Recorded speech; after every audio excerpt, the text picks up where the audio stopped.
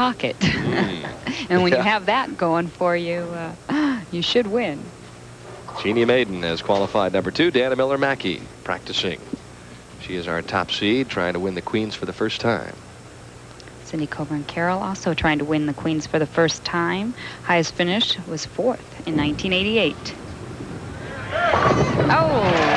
Right up the track, and both players are tripping out the 4. And you've got it all when you can go flush and then, of course, trip out the 4-pin. As we take a quick look here on the left-hand lane. You know you got it going when you can trip out the 4.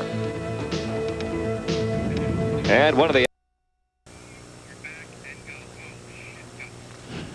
the enthusiastic president of the WIBC, Gladys Banker, watching from the front row seats, and she's enjoying the action tonight.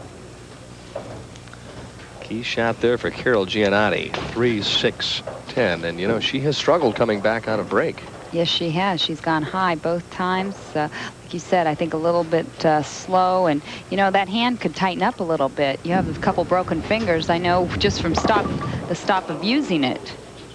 And it's also very warm out there, and now it's even a little hotter as her blood pressure is probably shot up about 30 points after missing. One thing she did not want to do is open up and give Cindy Coburn-Carroll a break like that.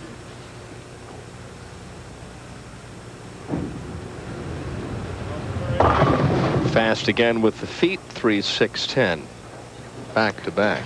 See if she can pick it up this time. It's the one problem that she has. Feet keep getting faster and faster. That's okay if everything else is moving along at the same speed. Exactly. Timing gets all out of whack in that case, and you just cannot get the lift on the ball. You just pull the ball. Oh, and she takes off the 3, and this should loosen up Cindy Coburn-Carroll's arm swing quite a bit, as she is now leading by 35 pins. Well, would you become more conservative if you were Cindy at this point in time?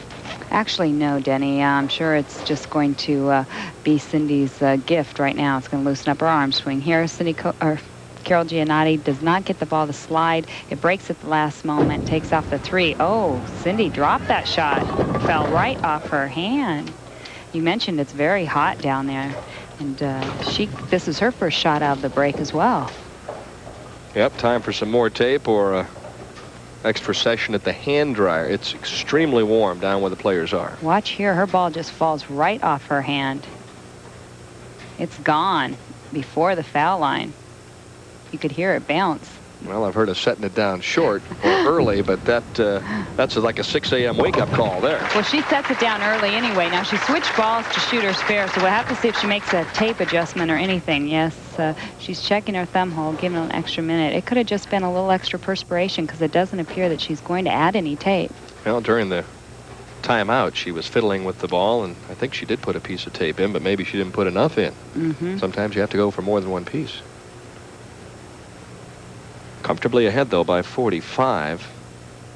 Now, ideally, she does not want to grip this ball and pull it, thinking, and that could be exactly what she did. Of course, it's funny that was the first thing that came to mind for you because you know how many times you've done that. But once again, a lucky break for Cindy Coburn-Carroll, who strikes in the 8th. Well, so many times when you drop a ball, the next thing you want to do is squeeze it a little bit, and if you squeeze it, you're going to pull it. All right. It's never too late for Carol Gianotti, who could still shoot 212.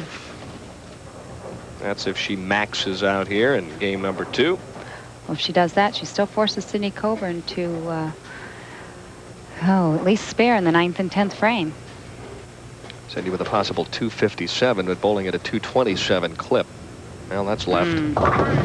Not quite enough. Carol Gianotti has come a bit unglued here in game number 2, but if you ask her, she obviously burned at least one of her 9 lives here tonight as she eked past Donna Adamek in game number 1. Really not having a great shot. She did throw those 3 shots, though, in the 3rd, 4th, and 5th just superbly. Spare up of the baby split in the 9th. But for Cindy Coburn-Carroll, it's time just to get back to business. Don't do anything crazy here in the 9th or the 10th, and then start thinking about Jeannie Maiden.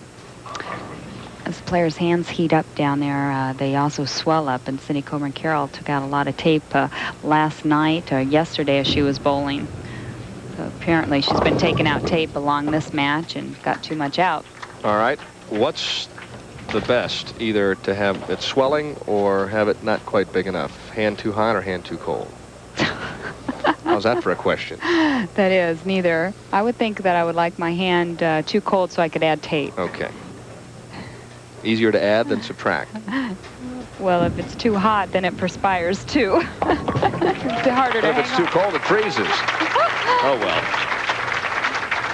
Meanwhile, Carol Gianotti is thinking about Dearborn Heights, Michigan, and what a lovely town that might be. So she's making travel arrangements now. I think they're driving arrangements. Yes. Short drive from here. Yes. Well, she'll have a few days off, actually, before the practice session starts, a couple days. She's going to need them. She is tired. All right, strike for Cindy Coburn-Carroll, and that locks things up.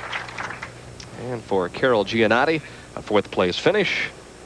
And it's worth $4,275. And up later on, as soon as we're done, it's Tommy the Duke Morrison from, I think, Atlantic City tonight. Top-ranked boxing coming your way. He is 30-1 with 26 knockouts. Al Bernstein and Barry Tompkins to call all the action from the East Coast tonight, immediately following the Queens.